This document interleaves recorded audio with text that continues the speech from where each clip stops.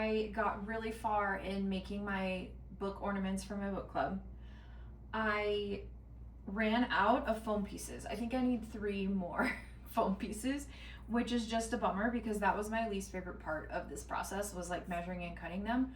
But it's only 3 pieces, so I can do it. So I am gonna finish that up, and I'm also gonna start the book for that book club meeting, which is Awakened by A.E. Osworth. Like when we did the poll to pick our book club book, this was described as a coven of trans witches takes on AI. So I don't know what the heck that means. This is fantasy.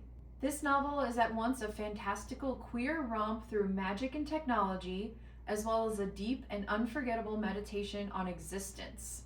As with the zany, caring, often hilarious coven of trans witches that populates this story, Awaken defies classification. I'm so curious. I can't wait to dive into this. So this is what I'm going to be starting next while I finish up the ornaments.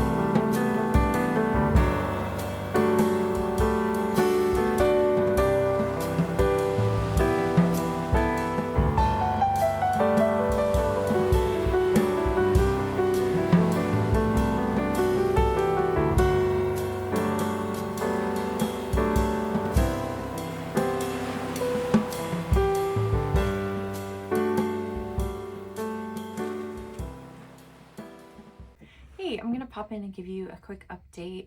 So today I went to a holiday cookie exchange party and did not take any cookies. I was planning on making cookies, and then I just decided I would rather go with something savory because with the amount of people who were going and the amount of cookies that were already going to be there, I just wanted to bring something savory. So you saw some of this, but I made a cheese and meat dish with some olives and then tomato mozzarella with pesto. So that was actually a big hit. I barely came home with anything at all. And it was so lovely just to hang out with that group of people and have a nice time and catch up. So that was great. The other update that I have for you is about the book Awakened. I got about a quarter of the way and I don't think I have a full grasp on exactly what happens. In the beginning of this book, we meet Wilder, and on their birthday, they wake up with some new magical powers that manifest in that they can understand and speak any language.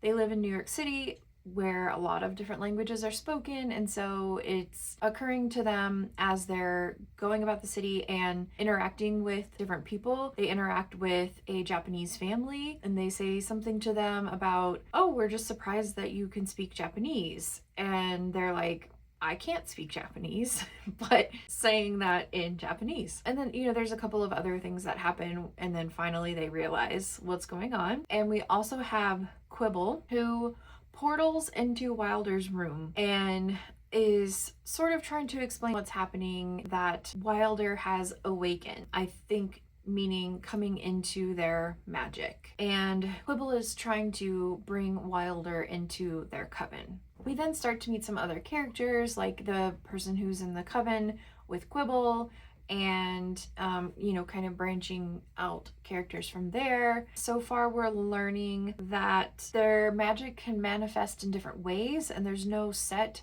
way to access it. Like, each person kind of has to figure out for themselves how to manifest their magic and what exactly that looks like.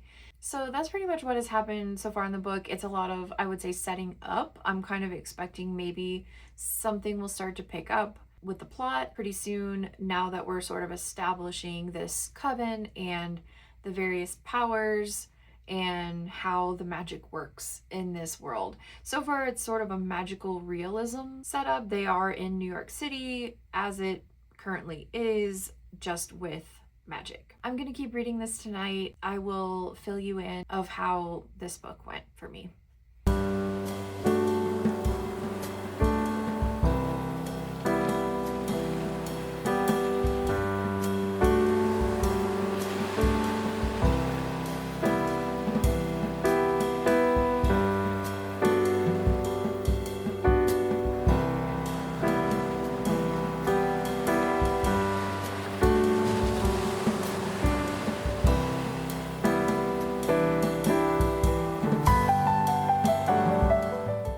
So I owe you an update.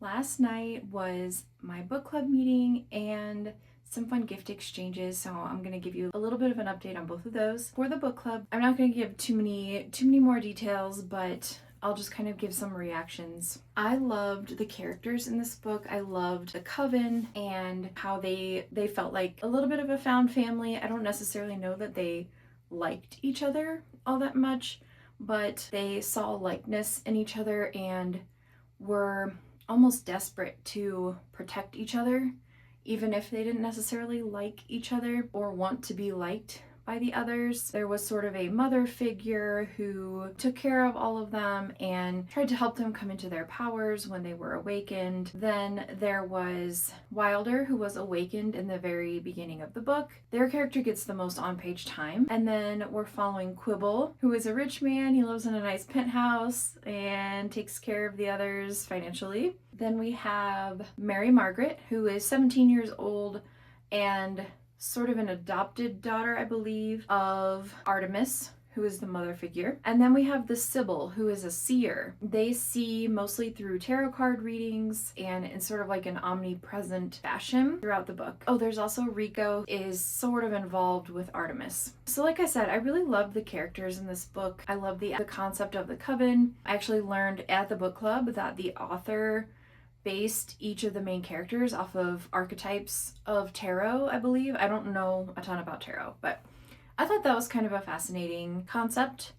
And then the chapters throughout were named after different tarot cards.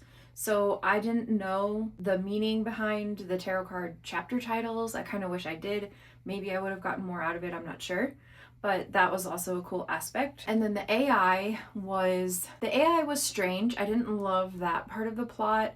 I thought it was kind of creepy and, maybe not as scary as AI can actually be. We also learned in that meeting, somebody had looked up interviews with the author, and the author trained an AI on the Dungeons and Dragons manual, Machiavelli, and 2 other things. I can't quite remember. But the way that the AI talked was pretty annoying and creepy, like I said. And that part of the plot just felt the weakest to me. The AI part was supposed to bring these high stakes to the story. And to me, I think it could have maybe been stronger as like a cozy fantasy and just taken the AI part out entirely and just focused on this coven. Each of them had flaws, each of them had insecurities, and they were trying to find ways to work together to be there for each other, but also all of them were deeply insecure and had a hard time connecting. So there were a lot of interesting group dynamics. I did really enjoy this one. I feel like this one is a tough book to recommend to somebody. So, you know, if the synopsis and most of the characters other than Mary Margaret are 30 years and older, if that appeals to you at all, I would say go for it. You know, give it a shot. If you read chapter 1 and you like the writing style, you're probably good to keep going. If you read chapter 1 and you're going crazy from the writing style, this might not be the book for you. So that's my recommendation there. So my other update was that we had a book exchange at the book club. Some people got there early and did a little white elephant book exchange.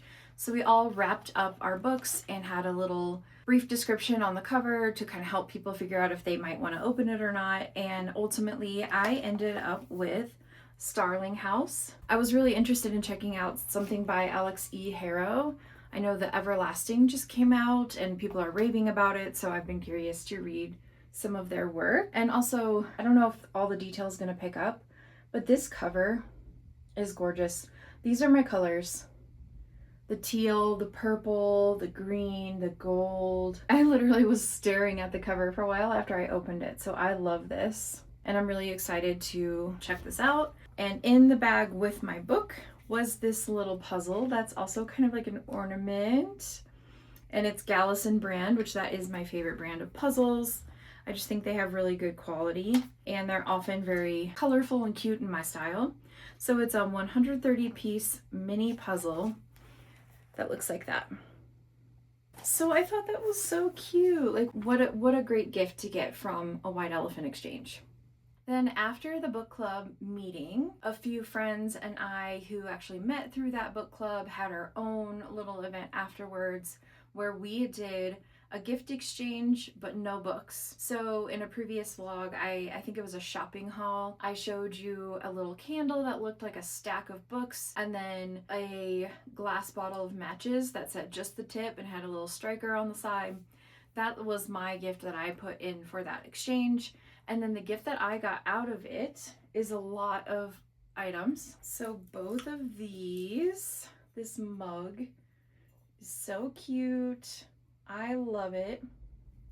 This hot cocoa variety pack. So there's cocoa, there's peppermint mocha, and salted caramel. We're definitely gonna put this out for heated rivalry watch parties. There was also this balloon animal ornament because earlier this year that group read the book Squeak by Vera Valentine, which is a sentient romance about balloon animal shifters. Yeah, go check it out. I got this 4-pack of the softest socks. I love these. I love to have cozy socks because my feet do get really cold and I have Raynaud's disease, so my toes actually go numb if I don't keep them very warm. So I'm very excited about that. And then the last thing I got is this strawberry shortcake berry awake face mask pack. That's so cute. So that is what I got from the gift exchange.